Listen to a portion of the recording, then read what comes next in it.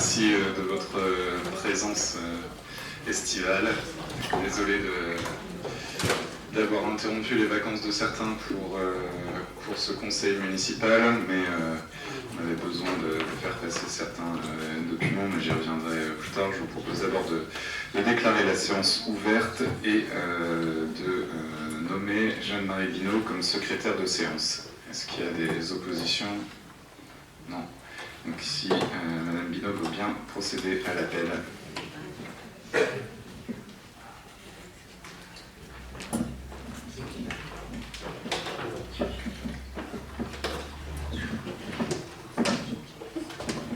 Merci, monsieur le maire. Jean-Noël Verfailly. Présent. Madame Céline Platel-Tuin. Monsieur Serge Moreau. Madame Assia Costanzo. Monsieur Yves Floquet. Madame Isabelle Dupont est absente et a donné le pouvoir à Yves Floquet. Monsieur Patrick Lemaire. Madame Laurence Morel. Monsieur Thomas Jorieux. Alice Dupont, Madame Alice Dupont est absente et a donné pouvoir à Joël Quentin. Monsieur Jean-Yves Navarre. Présent. Monsieur Joël Boutin. Joël. Alors Jeanne-Marie Binot, Monsieur Joël Quentin. Présent. Madame Nathalie Kozlowski. Présent. Madame Frédéric Viste. Présent. Madame Florence Anderlin. Madame Hélène Martin. Monsieur Ludovic Mortagne. Monsieur Christian Ancy est absent et a donné pouvoir à Monsieur Thomas Jorieux. Madame Aurore Farino-Fournier. Madame Priscilla Desianowski. Madame Mathilde Barbieux est absente et a donné pouvoir à Monsieur Jean-Noël Verfailly. Monsieur Bruno Leclerc. Présent. Monsieur Jean-Claude Villain. Présent. Madame Estelle Bout est absente et a donné pouvoir à Monsieur Joël Bout. Monsieur Bernard Évrard. Absent.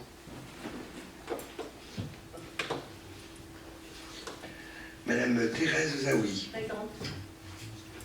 Madame Marie-Thérèse Auray. Présente. Monsieur Christian Châtelain est absent et a donné pouvoir à Madame Valérie Capel. Madame Valérie Capel. Présente. Madame Virginie Melki-Détigny. Présente.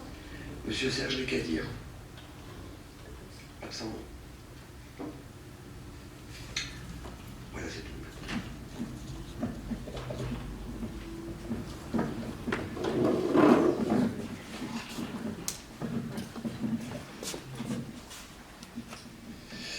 Merci beaucoup Madame Binot et merci à tous de votre présence.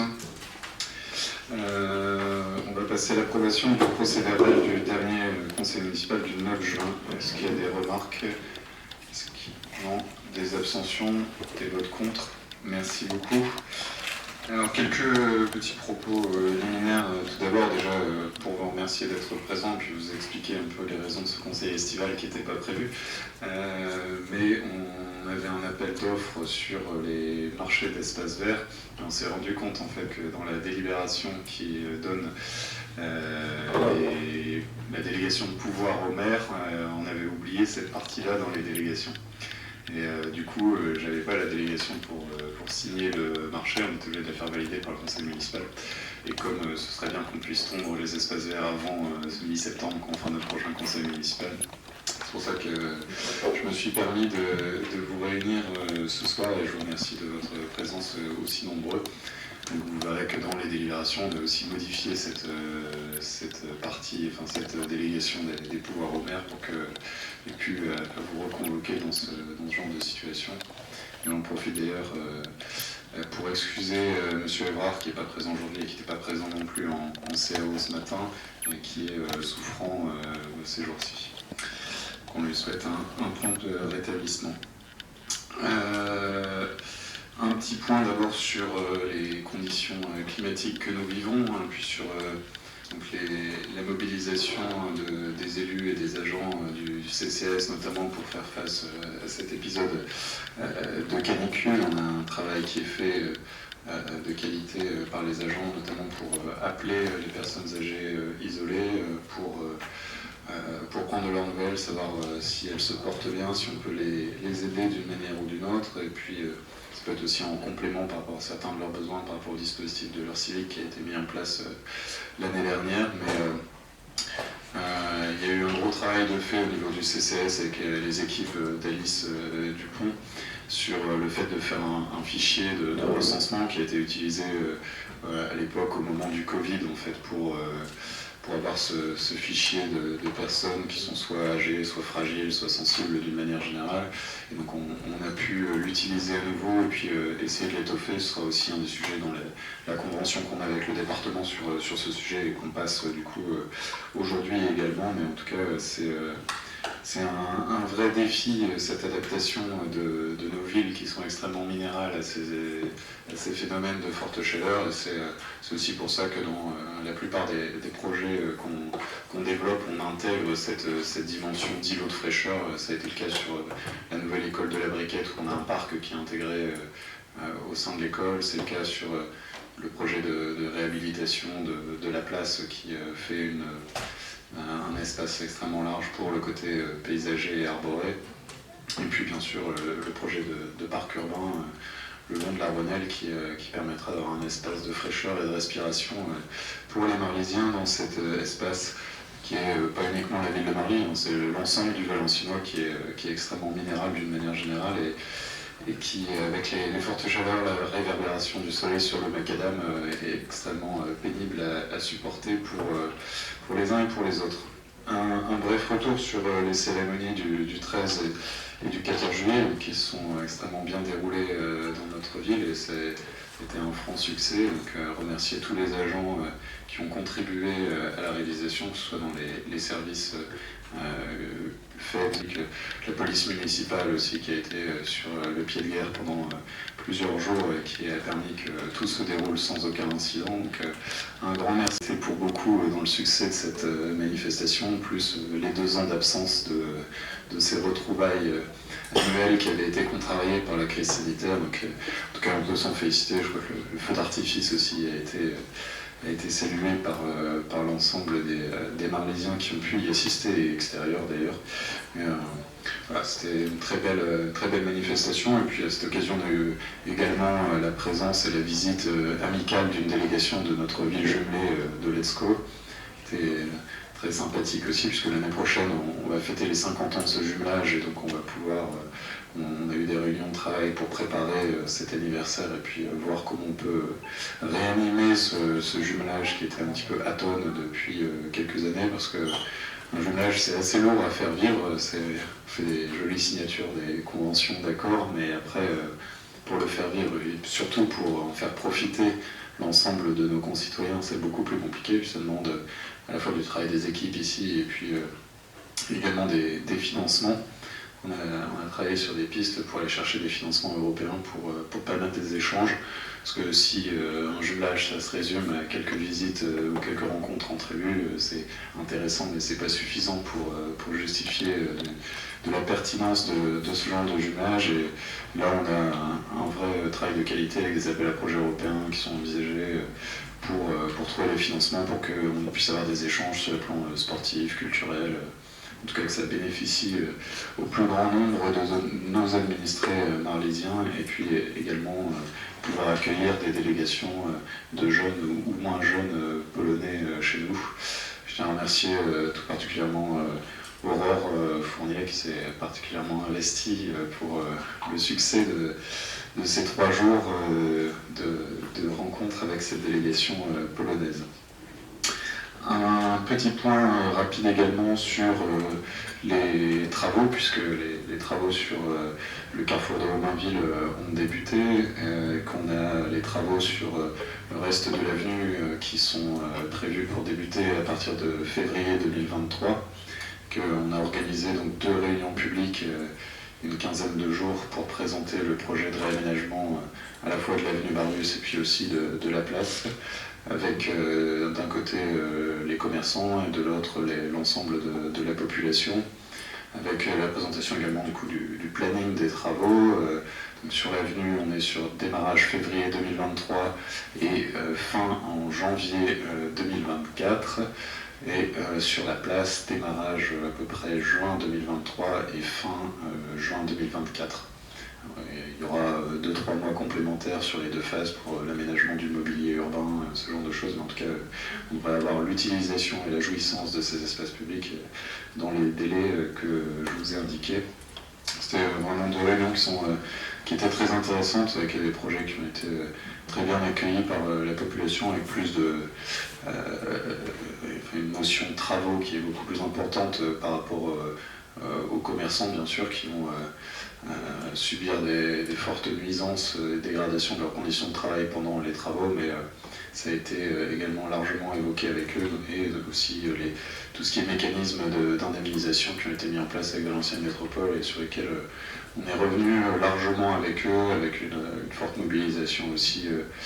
Il y avait le président de la CCI qui était présent, le président de la Chambre des métiers et de l'artisanat, l'adjoint à Valenciennes au commerce, qui est aussi vice-président de la CCI en charge du commerce et de l'artisanat, qui était présent pour échanger et rassurer nos commerçants. Donc, je les remercie tous de leur participation, c'était vraiment très intéressant. C'est vraiment 2 projets phares qui vont démarrer l'année prochaine et qui vont changer complètement l'image et l'attractivité de notre ville. Donc on a hâte que ça commence, mais on a aussi hâte que ça termine, forcément, parce que c'est des travaux qui vont être assez lourds et qui vont être difficiles sur le plan de la circulation, de l'accès au commerce, aux maisons, etc. Donc, on travaillera le plus possible en liaison avec le chef de chantier, avec les équipes qui sont présentes pour limiter le plus possible les nuisances qui sont occasionnées par le chantier, mais il faut avoir bien conscience qu'il y en aura, quoi. On ne peut pas faire un chantier de cette ampleur sans qu'il y en ait, mais en tout cas on fera tout pour les limiter le plus possible, mais c'est vraiment nécessaire de passer par là. On ne peut plus avoir cette avenue Barbus dans cet état-là, ni des trottoirs qui ne sont pas accessibles, la place qui est pareil dans un état assez piteux. Donc un très beau projet dans sa globalité. On a hâte que ça puisse démarrer, et puis aussi pour l'aspect commerçant, se féliciter de l'arrivée de notre manager de centre-ville. On a vu la question à un conseil municipal de se dire pourquoi est-ce qu'on le fait arriver maintenant. C'est monsieur Le Cadir, je crois, qui a posé la question, pourquoi est-ce qu'on le fait arriver maintenant et pas après les travaux. Parce qu'en fait, il va être le relais et l'interface des commerçants pendant les travaux. Et il y a déjà énormément de contacts qui ont été pris. Et je remercie donc notre manageuse de centre-ville et puis Florence Sanderin de leur mobilisation pour accompagner nos commerçants. Ouais, pas être plus long, je suis déjà trop long, alors que je m'étais promis qu'on ferait un conseil relativement court. Désolé, on va enchaîner sur le conseil municipal et notre ordre du jour. Je vais laisser la parole à Madame Platel pour l'autorisation de signer donc le marché d'entretien des espaces verts. Donc la ville a lancé un marché d'entretien des espaces verts pour les différents secteurs de la ville. Ce marché est alloti en 3 lots. Donc le premier lot pour l'entretien et la préparation des terrains de sport. Le deuxième lot sur l'entretien des divers espaces verts communaux et le troisième sur l'entretien du patrimoine arboré. La commission d'appel d'offres s'est réunie ce matin et a décidé d'attribuer le lot 1 à la société Avenir Jardin, le lot 2 à la société Agéval, sachant que le lot 2 était un lot qui était réservé à des opérateurs économiques qui emploient des travailleurs handicapés et défavorisés, et le lot 3 à la société Périllon et Lagage. Voilà, donc je vous propose d'autoriser Monsieur le maire à signer ces 3 marchés avec ces 3 prestataires. Madame Moret et Madame Capel, dans l'ordre que vous voulez. Oui, juste une petite intervention. Je suppose qu'au niveau des lots concernés, il n'y a pas de grand changement au niveau des périmètres, ça reste la même surface. Profitez de l'occasion pour vous remercier d'une décision qui a été prise ce jour, au vu des conditions climatiques, d'aménager les horaires des agents des espaces verts. Même si apparemment cette décision n'a pas fait l'unanimité au sein de votre exécutif, apparemment nous la soutenons quand même et vous encourageons à la réitérer si cette situation perdure dans le temps, pas hésiter à protéger les salariés et à veiller à leur bien-être au travail. Ça a toujours l'été, quand il faisait trop chaud, on faisait 7-15, oui, donc c'est toujours été comme ça. C'est vrai que c'est important. Moi, je pense que c'est une bonne chose. Il n'y a pas de problème d'unanimité ou autre sur ce genre de sujet. Ça ne fait pas de débat, que ce soit les élus au service technique ou en charge du personnel. Il n'y a pas du tout de sujet là-dessus. C'est très bien comme ça. Madame Auré. Oui, par rapport à ça, je suis d'accord avec vous. Il faut absolument le faire parce qu'il y a des conditions. De toute façon, même pour arroser les fleurs, c'est pas possible d'arroser les fleurs en plein gagnard. Par contre, monsieur le maire, je vous interpelle parce que quand monsieur Le Mans a démissionné, il aura peut-être fallu faire passer quand même au conseil municipal son remplacement, parce qu'aujourd'hui, on a Bernard qui malheureusement m'a téléphoné hier en disant qu'il n'était pas en capacité de se déplacer ce matin. Donc j'ai appelé vos services pour demander si on pouvait nommer quelqu'un et puis voir comment on faisait. Parce qu'on aimerait quand même être au courant, c'est un petit peu ennuyeux quand on arrive et qu'on n'a pas pu avoir les renseignements qu'il fallait et pas participer à cette émission. Donc je vous demanderai au prochain conseil, si vous voulez, de mettre le point à l'ordre du jour afin que M. Le Mans soit remplacé, parce que malheureusement l'état de santé de Bernard, par ces temps-là, c'est impossible pour lui. Et puis, bon, de toute façon, on va voter pour ce point parce que d'abord, on voit qu'il y a quand même nécessité rapidement à refaire les espaces verts parce que les herbes poussent très vite et avec la chaleur qu'il fait, il y a des endroits où vraiment c'est plus que nécessaire. Mais voilà, moi je voudrais surtout qu'on soit au courant et qu'on puisse nommer quelqu'un parce que c'est important. Je vous l'ai déjà dit, hein, monsieur le maire, si on n'est pas au courant de rien, on ne peut pas travailler correctement. On est tout à fait d'accord là-dessus. Pour le coup, c'est une discussion que j'avais eue avec Jérôme Léman au moment de sa démission. En fait, tant qu'il y avait Bernard Évard qui pouvait le suppléer en CAO, ça ne posait pas de problème par rapport à la CAO. Mais en effet, là, quand il est souffrant, ça devient un problème. Le sujet, c'était qui désigner là-dessus. Et il fallait que les groupes d'opposition redésignent leurs membres, en fait, par rapport à l'intégration de Mme Capel dans un nouveau groupe. J'ai demandé au président de groupe de me faire état de la nouvelle composition de son groupe pour pouvoir attribuer ce siège en CAO. Et pour l'instant, ça n'a pas été fait, mais dans tous les cas, moi, je le mettrai à l'ordre du jour du prochain conseil municipal. Et puis, si j'ai eu une désignation au sein des groupes, ce sera la proposition du groupe qui sera le plus important au sein de l'opposition. Et puis sinon, ce sera une élection libre au sein du conseil municipal lors du prochain conseil. Mais en effet, on ne peut pas... Il y a la CAO, mais je pense qu'il y a d'autres commissions dans lesquelles siégeait Jérôme Léman, dans lesquelles il faut remplacer. Donc on fera le listing de toutes ces commissions au prochain conseil municipal. On les remplacera partout. D'accord. Donc on peut passer au vote. Oui. Parce que quand vous êtes intervenu tout à l'heure, je voulais vous demander, parce que j'ai été interpellée par des gens, par rapport justement au bus, avec les travaux, on parlait des travaux qu'il va y avoir forcément à Romainville. Alors évidemment, tant mieux, c'est bien, le projet est bon. Sauf que les gens se posent des questions parce qu'il n'y a plus du tout d'arrêt de bus dans les continents et il y a des personnes à mobilité réduite qui se trouvent en difficulté. Donc ils m'ont demandé exactement où étaient les arrêts de bus maintenant les plus proches pour eux, mais je n'ai pas su leur répondre. Donc si vous pourriez nous tenir au courant, ce serait important. Je pense que c'est un point important et que au niveau de l'équipe des élus, notamment Madame Platel, l'avait anticipé et a demandé au CIMOV la communication et au CCAS, du coup, on fera une communication avec une carte au niveau de la population pour dire voilà, le plus proche de votre ancien arrêt bus, c'est celui-ci, celui-là, c'est sur telle ligne, donc on va le faire, pas de problème. Merci. L'électricité a sollicité Béatrice avec la voiture pour faire les courses. Oui. Ouais. Ça, je leur ai dit, hein, mais bon, il y a des gens qui prennent forcément plus. Il y a des gens qui préfèrent être indépendants, voilà. C'est très bien. Ouais. Est-ce qu'il y a des votes contre, des abstentions? Merci beaucoup. La délibération suivante, c'est le deuxième marché qui était en CAO aujourd'hui sur l'autorisation de signer un marché pour la vidéoprotection urbaine. Donc c'est un marché avec une tranche ferme, 5 tranches optionnelles et 12 prestations supplémentaires. Nous avons un bureau d'études avec Protec qui a suivi le marché et fait l'analyse des offres. Il a été proposé en commission d'appel d'offres de retenir la société SNEF, située à la Sentinelle, mais avec une branche au niveau de Valenciennes. Donc c'est cette société-là que nous avons décidé de retenir pour un montant hors taxe de 639 408,16 €. Soit 767 289 € TTC, donc ce qui est conforme à ce que le bureau d'études nous avait prévu. Donc c'est plutôt une bonne nouvelle qu'on respecte ce prix de sortie et pour des travaux qui devraient démarrer du coup à partir de septembre, je crois. Voilà. Monsieur le maire, sur le plan du conseil, c'est marqué au vu de la technicité des prestations, une réunion de présentation et d'information a été organisée avant la remise des offres.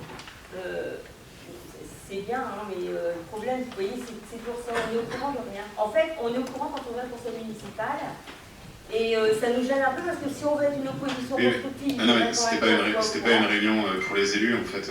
C'est le bureau d'études qui a présenté son cahier des charges aux entreprises. Mais je suppose que vous avez quand même fait une réunion avec vos élus pour expliquer quand même... parce que c'est un c'était vraiment une réunion technique. Ouais, c'est un dossier important. Mais nous, on le découvre à chaque fois quand on est au conseil, et moi, ça me gêne un peu. Alors, je vais vous dire honnêtement, je voulais m'abstenir parce que... C'était une réunion complètement... C'était une réunion complètement technique. Moi, je peux vous dire, c'est un sujet que je porte depuis avant d'être élu et que j'ai voulu transformer dès que j'ai été élu, ce sujet de la vidéoprotection urbaine. Je veux dire, j'ai pas assisté à cette réunion-là parce que c'était vraiment une réunion technique où le bureau d'études expliquait aux différentes entreprises quel type de matériel, quel type de liaison on prévoyait entre les caméras et le dispositif central. Donc vraiment, c'est pas... Et on peut savoir où ils vont être mis quand même Je pense qu'on peut mettre bien en place qu'on ait un peu plus d'informations. Oui, bien sûr. Je crois qu'il y a 103 objectifs qui vont être installés dans toute la ville. J'y reviendrai justement sur une de vos questions tout à l'heure sur le cimetière, parce que c'est un outil qui est vraiment extrêmement pratique pour ce genre de sujet. On est d'accord. Donc si on peut avoir plus d'informations... Je pense qu'on peut vous transmettre la carte avec les points d'implantation. Je vous remercie. On verra. Je pense que ça ne va pas poser de problème.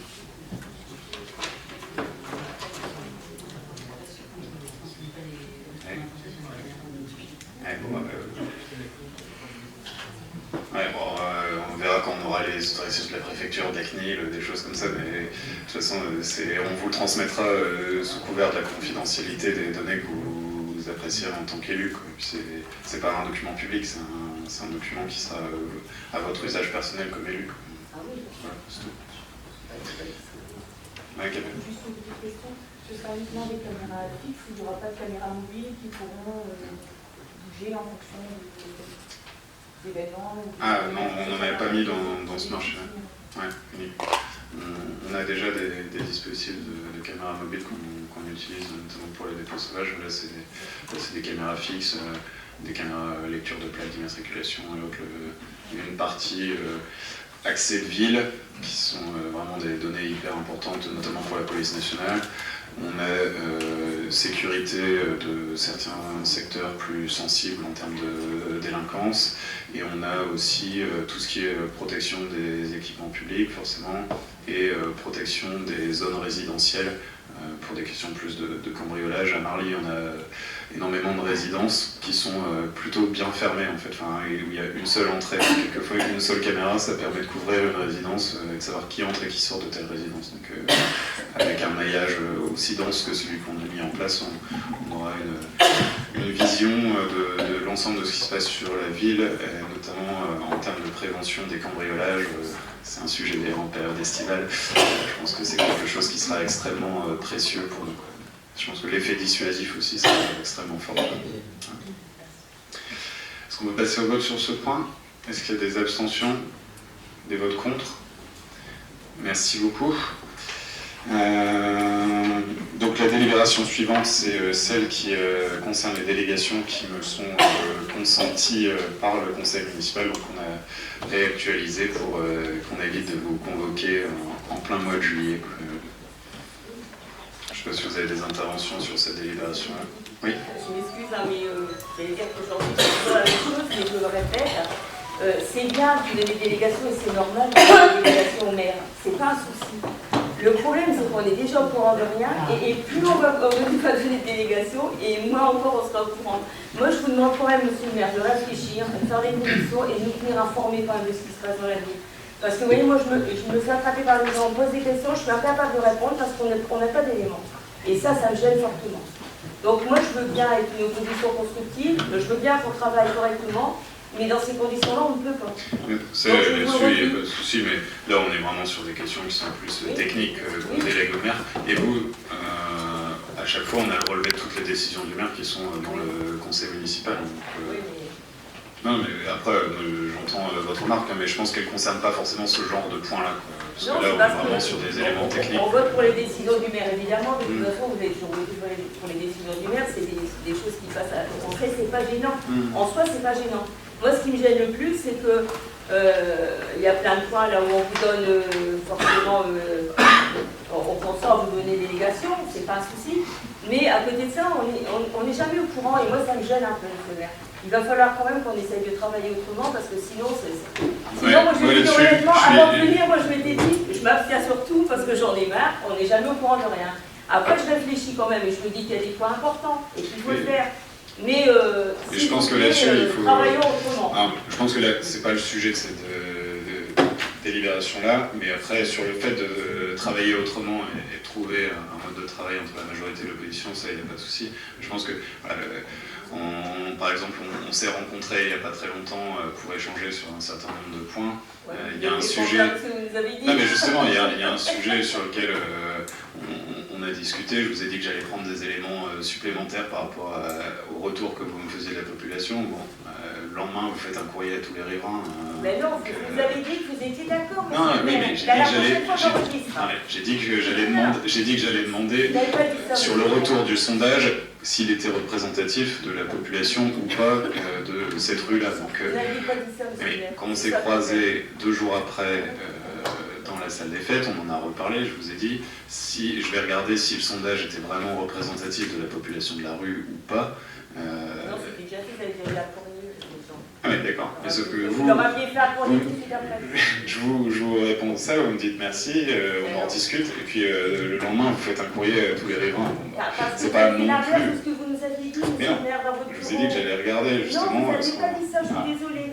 Je veux pas vous dire que vous êtes peu importe, c'est un sujet parmi d'autres. C'est pas ce que vous aviez dit dans votre bureau. Et moi, je suis partie de là en disant, les gens, ils m'ont dit, alors qu'est-ce qu'il a dit, monsieur le maire? J'ai dit, bah, si vous êtes d'accord, il va le faire. Ah oui, je vous ai dit si vous êtes d'accord, je vais le faire, et après je regarde le résultat du sondage, et le sondage était contraire, vous me dites, donc après vous me dites, les gens ne sont pas d'accord, alors que dans le sondage, ils ont dit qu'ils étaient d'accord, donc je vous ai dit, je vais regarder si le nombre de résultats du sondage est significatif par rapport au nombre d'habitants. Et là-dessus, vous n'avez pas attendu que je revienne vers vous pour en discuter, et vous avez fait cette communication directe avec les habitants. Donc, voilà, moi je veux bien qu'on puisse avoir des échanges courtois et collaboratifs ensemble, mais ça veut dire pas prendre des postures politiciennes vis-à-vis de la population. Bah, bien sûr, quand on fait un courrier à tous les résidents, mais quand on fait un courrier à tous les résidents en signant conseiller d'opposition, c'est politicien surtout. Quand je vous ai dit je vais revenir vers vous avec des éléments et que vous n'attendez pas que je revienne vers vous. Mais si, je vous ai dit j'allais regarder si le sondage était représentatif ou pas. C'est dommage, mais j'enregistrerai ce que vous dites. Parce que c'est faux, c'est pas ce que vous nous avez dit sur ce point-là. Sur les autres points, vous deviez voir. Mais sur celui-là, vous avez dit, si c'est ce que les gens ils veulent, on va la fermer. Je suis tout à fait d'accord, c'est ce que je vous ai dit, c'est ce que je vous ai dit dans notre réunion. Parce que vous avez déjà envoyé un courrier aux gens pour leur dire que ce serait fermé. Oui, mais par rapport aux résultats de ce sondage. Donc c'est pour ça qu'après, je vous ai dit, on va regarder s'il est représentatif ou pas. Nous, on essaie, d'une manière générale, d'impliquer le plus possible la population sur ce genre de sujet. À chaque fois qu'on a encore fait 3 réunions publiques sur les 15 derniers jours, notamment sur des questions de sens de circulation et autres. Moi, ce que je dis aux gens, on fait des modifications de sens de circulation. Là, c'était résidence Guillemère et Cité-le-Dieu. Alors, moi, modifier le sens de circulation, je ne le fais pas pour mon plaisir. Il n'y a pas d'enjeu particulier de sécurité publique et autres à cet endroit-là. Donc on trouve un sens de circulation qui vous convient. Si ça vous va, on le fait. S'il y a des choses que vous voulez modifier, on les modifie ensemble. Et si vous êtes tous d'accord, on le fait. Si vous n'êtes pas d'accord, on ne le fait pas. Et donc clairement, il n'y a pas de volonté d'imposer des choses de la mairie vis-à-vis de la population sur ce genre de choses. Le but, c'est de construire avec eux. C'est ça, pour le coup, c'est des espaces de démocratie participative qui sont tout à fait intéressants et adaptés, parce qu'on peut le faire vraiment ensemble, avec des plans, avec les gens qui sont là dans la réunion et qui participent. Après, quelquefois, voilà, on fait un sondage, il y a des gens qui répondent pas et qui après râlent, ou on fait des réunions publiques, il y a des gens qui viennent pas et qui après râlent. Bon, d'accord, bah tant pis pour eux. Il y a un moment, ceux qui viennent à ces réunions-là, qui participent, ils sont représentatifs des habitants. Je crois qu'on a déjà dû en faire une bonne dizaine des réunions publiques, donc maintenant les gens ils commencent à avoir l'habitude aussi. On les implique dans la décision publique. S'ils veulent s'impliquer, et ben, leur point de vue est vraiment le bienvenu. S'ils ne veulent pas, ça ne sert à rien de râler après. Clairement. On va avancer sur... mais moi je suis d'accord sur le fait qu'on ne soit pas d'accord. Est-ce qu'on peut passer au vote sur cette délibération-là? Allez-y. Bien sûr, nous sommes pour effectivement donner un peu de souplesse sur les prises de décision. On a cependant une petite question sur quand on regarde un peu le registre des décisions concernant les travaux de l'aménagement de la Perbriole. Le montant nous paraît un peu élevé pour une décision de procédure adaptive parce qu'on est quand même à plus de 240 000 €. Donc vous pouvez savoir s'il y avait un seuil, j'imagine qu'il y a un seuil qui n'est pas dépassé. Et vous demandez s'il n'était pas possible de faire une partie de ces travaux en régie, de réaliser une partie de ces plomberies, peintures, si ça n'avait pas été envisageable de faire... Non, pour tout ce qui est des seuils et autres, forcément il y a des seuils, donc ils sont respectés là-dessus. Sur le financement, c'est un financement qui est très largement CAF, hein, c'est pas nous on avance les frais, mais c'est la CAF qui nous rembourse derrière, donc c'est pas quelque chose qui est extrêmement coûteux pour les finances de la ville, mais ça permet quand même d'améliorer vraiment l'existant. Le montant est assez élevé, je suis d'accord, c'est quand au début on nous avait présenté les travaux, on s'attendait à ce que ce soit un petit lifting de façade, et puis au final il faut changer telle menuiserie, refaire des peintures complètement, voilà, bon, ça monte vite les travaux, surtout en ce moment.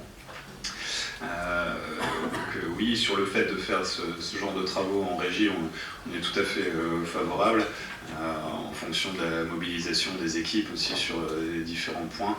Et donc en fait, sur ce genre d'équipement où on a des fenêtres de tir qui sont assez courtes, c'est plus simple de prévoir avec une entreprise parce que comme pour la salle des fêtes, à partir du moment où on l'utilise en restaurant scolaire, il faut qu'on puisse utiliser le moment où c'est fermé pour faire les travaux rapidement. Et sinon, on a des équipes qui travaillent en régie sur d'autres sujets, notamment dans le réaménagement de l'hôtel de ville, et ça fonctionne. Après, honnêtement, on est sur ce genre de sujet, on est confronté aux mêmes difficultés que les entreprises actuelles du BTP, c'est qu'on a du mal à recruter. Il y a encore peut-être 10 ans ou 20 ans, quand on cherchait du personnel, la fonction publique c'était quelque chose qui attirait en termes de garantie d'emploi et qui était quelque chose qui suffisait pour attirer des candidats, et aujourd'hui c'est plus le cas. Et comme il y a une grosse pénurie de main-d'œuvre, les entreprises augmentent fortement leurs salaires. Les salaires du privé, du coup, suivent pas forcément les grilles indiciaires de la fonction publique, et donc on est moins attractif. Donc encore aujourd'hui, on a des postes ouverts au service technique sur des postes vraiment opérationnels, mais qu'on a du mal à pourvoir. Sur cette délibération, est-ce qu'il y a des abstentions? Vote contre? Merci beaucoup. La délibération suivante, c'est justement en écho également à ces sujets-là, c'est pour ça qu'on l'a passé à ce moment-là. C'est un règlement intérieur de la commande publique. C'est d'une manière générale dans les collectivités, on est régi par un code général qui régit l'achat public dans l'ensemble des collectivités françaises. Et à Marly, on a souhaité aller un petit peu plus loin que les règles nationales et se donner un peu un protocole d'achat qui soit un peu plus strict pour que chaque service puisse acheter exactement de la même manière avec des règles strictes. Donc, dans certains domaines, on va un peu plus loin que la réglementation nationale et on met des critères un peu plus stricts en termes de nombre de devis qu'on va demander, Est-ce qu'on prend le moins disant, le mieux disant? Quelques critères sont mis en place pour choisir justement si c'est forcément le moins disant ou si c'est le mieux disant, ce genre de choses qui va nous permettre d'uniformiser l'achat public à l'intérieur de tous les services de la mairie, puis de donner vraiment un cadre uniforme pour tous les services. Pas de questions ou remarques particulières? Des abstentions, des votes contre? Merci beaucoup. La délibération suivante, c'est l'autorisation de signer la convention de partenariat entre le département, la MDPH et la ville de Marly pour lutter contre l'isolement des aînés et des plus fragiles en situation de handicap. Donc ça, c'est un sujet un peu complémentaire à celui que j'évoquais en introduction. C'est depuis la crise Covid, nous on a renforcé le fichier qu'on construit au sein de la ville pour pouvoir joindre les personnes les plus fragiles dans des moments de crise, ou même pour lutter contre l'isolement des seniors, éventuellement aussi proposer des activités tout au long de l'année et pas que pendant les crises. Sauf qu'on est souvent confronté quand même à des problématiques de RGPD en fait, sur la transmission des données, parce que ce qui nous paraissait intelligent au début, c'est de demander au département de nous transmettre ces fichiers de ses allocataires de l'APA ou de la MDPH, ce genre de choses pour pouvoir les contacter, puisqu'on se disait que c'était un public cible. Sauf que par rapport à la réglementation de la transmission des données, le département ne peut pas nous transmettre automatiquement ces fichiers-là. Donc grâce à cette convention, on va pouvoir travailler avec le département pour qu'ils puissent joindre l'ensemble de leurs fichiers et les inciter à se rapprocher de la commune pour s'inscrire sur notre registre et qu'on puisse les contacter, que ce soit en période de crise ou en période normale, pour nouer du lien. Ça, c'est un des premiers points de la convention. Et puis à l'intérieur, il y a également aussi plusieurs dispositifs d'appel à projet, de sources de financement pour différentes activités qu'on peut mettre en place pour les seniors, les personnes isolées, en perte d'autonomie, voire en absence d'autonomie, qui sont sur l'ensemble de la ville et sur lesquels on peut être financé aussi par le département, et même dans l'intergénérationnel également. Pas de remarques particulières, pas d'abstention, pas de contre. Merci beaucoup. La délibération suivante, c'est l'approbation du transfert de compétences réseau de chaleur urbain de l'ancienne métropole qui, son dernier conseil communautaire du 23 juin 2022, a pris la compétence réseau de chaleur urbain. C'est un sujet d'actualité.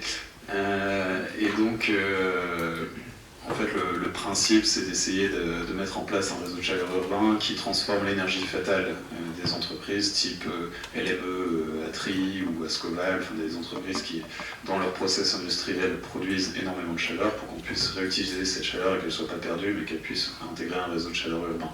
Donc c'est un projet d'ampleur qui, dans notre agglo, qui peut même dépasser un peu notre agglo, puisque LME, ça ne nous a pas échappé, c'est pas forcément dans le périmètre de la CVM.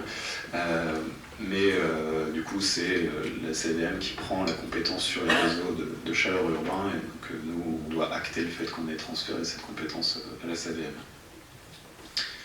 Pas de remarques particulières, abstention, vote contre. Merci beaucoup. Et la dernière délibération, du coup, c'est le recours à 2 contrats d'apprentissage, le recrutement de 2 apprentis. Au dernier conseil, on vous a fait une délibération pour recruter 2 apprentis au service technique et dans les espaces verts plus particulièrement. Le fait qu'on ait passé cette délibération et que la presse en ait fait écho, on a eu un afflux de demandes de contrats d'apprentissage, mais qui n'étaient pas forcément dans le domaine technique, mais avec des jeunes qui présentaient des profils qui pouvaient être intéressants aussi dans d'autres services de la ville. Donc on n'a pas encore identifié forcément les services dans lesquels ça pourrait être intéressant, mais on s'est dit, parce que j'arrêtais pas de signer des courriers de refus disant qu'on ne pouvait pas prendre des apprentis dans tel et tel domaine. Donc là on s'est dit qu'on allait ouvrir 2 postes de contrat d'apprentissage larges sur l'ensemble des périmètres de compétences de la mairie, comme ça si on a des opportunités à proposer à ces apprentis, ça nous permettra de le faire sans repasser immédiatement sur le conseil municipal. Voilà. C'est très bien effectivement que vous puissiez avoir recours à un contrat d'apprentissage. Effectivement, vous l'avez souligné, vous avez certainement dû recevoir beaucoup de courriers, parce que pour une commune de 12 000 habitants, nous on estime en tout cas que 2 contrats d'apprentissage c'est peu. Comme vous savez, il y a eu le dispositif qui a été mis, Un jeune, une solution, et c'était dans le cadre du Covid. Donc oui, effectivement, on sait très bien qu'il y a du contrat d'apprentissage dans les espaces verts, mais on peut également élargir au niveau du service petite enfance, en crèche, pour les personnes qui sont passées de sa petite enfance avec la sagesse notamment, ou un autre lycée. Après, eux, ils sont pas forcément en apprentissage, ils sont en stage. On prend énormément de stagiaires dans ce... Contrat d'apprentissage aussi sur 2 années, d'autant plus que l'aide a été reconduite. Elle a été repoussée, normalement l'aide pour les sociétés s'est arrêtée le 30 juin, elle a été reconduite jusqu'à fin d'année. Elle sera toujours maintenue en 2023, mais il y aura moins d'aide pour les sociétés. Mais ça permet en tout cas d'aider la jeunesse qui a fortement souffert du Covid et pour qui certains ont décroché. Donc je trouve que pour une commune, avec les aides qui sont mises à disposition, ça serait bien de pouvoir ouvrir et aider notre jeunesse qui a été impactée. Oui, tout à fait d'accord. Après, c'est pour ça qu'on l'ouvre à 2 postes supplémentaires aujourd'hui. On pourra l'ouvrir à plus demain, parce qu'en effet, le coût pour la collectivité est marginal, mais la question qui se pose, c'est l'accompagnement et la formation du jeune. Parce que, comme vous l'aviez fait remarquer la fois dernière, il ne faut pas que ce soit pour compenser de la main-d'œuvre de la mairie. Donc, il faut qu'on puisse identifier des tuteurs en fait, qui soient capables du coup d'avoir des apprentis. Et je pense que on ne peut pas non plus multiplier à l'infini le nombre d'apprentis là-dessus, parce que sinon, en effet, ça deviendrait de la main-d'œuvre gratuite et ce serait dévoyer le principe de l'apprentissage. Donc là, on va en prendre 4, on va voir comment ça fonctionne bien, on en prendra plus, parce que clairement, c'est gagnant-gagnant pour la collectivité, pour le jeune, même pour son tuteur, c'est enrichissant aussi de former quelqu'un, donc il n'y a pas de souci là-dessus, franchement, plus on pourra en prendre et plus on le fera, mais encore une fois, dans le respect de l'intérêt du jeune et de l'accueil qu'on pourra lui faire. Et une dernière petite question, est-ce qu'il est possible de favoriser les jeunes de Marly ou pas? Parce que bon, c'est vrai qu'il y a beaucoup de jeunes, quelquefois ils viennent nous voir et nous disent on est allé dans une commune, on nous a dit allez voir chez vous parce que nous on prend les gens chez nous. Donc pour savoir s'il y avait une possibilité, alors je ne sais pas si ça peut se faire, parce qu'aujourd'hui quand on envoie des CV tout ça, il y a des choses qu'on peut plus marquer justement mais si on pouvait quand même essayer, dans la mesure du possible, de favoriser moins les jeunes parents. Ouais, légalement, clairement, c'est pas une option, mais ça n'empêche pas de le faire éventuellement. Il y a 2 options, ça peut être des jeunes marlysiens ou des jeunes qui sont aussi dans un établissement marlysien. Ça peut être une possibilité. Donc, mais clairement, on est très attentif à ça. D'une manière générale, dans la politique de recrutement, à compétences égales, forcément, on regarde le plus local. Sans dire on le prend parce qu'il est marlysien, mais en tout cas se dire que compétence égale, on prend celui qui est le plus proche de son futur lieu de travail, ça fonctionne. Je pense que légalement ça fonctionne. Allez-y. Juste une question concernant le registre des décisions. Il y a voir décision sur les frais d'inscription des enfants à l'école de musique et sur les frais d'inscription également à l'école de danse. On nous a remonté, que la tarification avait fortement augmenté, mais on n'a pas la... Ça, vous l'avez mis en question là. On n'a pas la grille. Dans ce cas, si vous permettez, on vote sur cette délibération sur les contrats d'apprentissage et ensuite je réponds aux questions. Ouais. Donc sur les contrats d'apprentissage, est-ce qu'il y a des votes contre, des abstentions? Merci beaucoup. Donc c'était les dernières délibérations du conseil municipal. Et on arrive maintenant donc aux questions orales qui ont été posées par le groupe des élus communistes. Serait-il possible de nous communiquer le tarif pour les Marlysiens extérieurs de l'école municipale de danse et droit d'inscription à l'école de musique? Sur le registre des décisions, ces points ont été validés. Nous aimerions plus de transparence. Ouais, clairement, il n'y a pas de problème là-dessus. Enfin, la tarification des écoles de danse et de musique, elle est un peu plus transparente vu que les gens viennent adhérer, quoi. Donc il n'y a pas de problème. Si vous voulez un petit tableau récapitulatif, je vous donnerai un tableau extérieur par type de cours, etc. On vous fera. Il n'y a pas de souci. On ne peut pas faire plus public que ce genre de sujet. Nous avons été interpellés à plusieurs reprises sur des vols commis au cimetière. Que comptez-vous faire? Les problématiques de vol dans les cimetières, c'est vraiment quelque chose qui arrive de plus en plus aujourd'hui dans toutes les communes. C'est vraiment un fléau qui est quand même assez incompréhensible quand même, en termes de manque de respect pour la mémoire des défunts et puis pour le respect des familles qui sont dans la souffrance. Donc vraiment c'est extrêmement affligeant de vivre ce genre de choses, mais pour le coup, nous aujourd'hui il y a un gardien au cimetière, il y a la police municipale qui fait des rondes régulières, et là à partir du déploiement de la vidéosurveillance à partir de septembre, on va avoir 5 objectifs qui vont être braqués sur les différentes entrées du cimetière. Et si on prend l'ensemble du périmètre, on aura 8 caméras qui seront sur chemin vert, Salengro et les entrées directes du cimetière. Donc on aura vraiment une couverture très large sur le cimetière, donc on peut espérer également que ce soit dissuasif d'une manière très forte, que si ça ne suffit pas en dissuasion, ça nous permette derrière de pouvoir vraiment faire des interpellations en direct, parce que je pense que voilà, c'est un fléau pour toutes les communes, mais ici on va avoir la possibilité de le traiter grâce à la vidéosurveillance. Donc, ce sera fait, donc entre septembre et fin d'année, ce sera opérationnel pour le cimetière. Pourriez-vous nous faire un point sur les relogements des habitants de la Briquette? Ça avance bien, je crois qu'ils sont à peu près dans le timing qui avait été prévu à la base entre Partenaire Habitat et Valenciennes Métropole. Sur les 26 relogements d'Artois-Flandre, enfin, il y en avait 25, mais il y a eu une décohabitation, ça fait 26. Il reste 5 relogements à faire, dont 3 familles qui ont eu une proposition qui est à l'étude de faisabilité technique ou financière avant de passer en commission intercommunale interbailleurs. Et donc ça ferait qu'il resterait éventuellement 2 relogements. Sur les 40 relogements des rues Alsace, Béarn, Bretagne, Languedoc et Lorraine, il y a eu 8 relogements, un départ volontaire, 3 départs sur acquisition, 2 relogements en cire, et il reste 28 relogements à effectuer. Et pour les 90 collectifs, là, le processus vient tout juste de commencer, puisque ça date de mai 2022.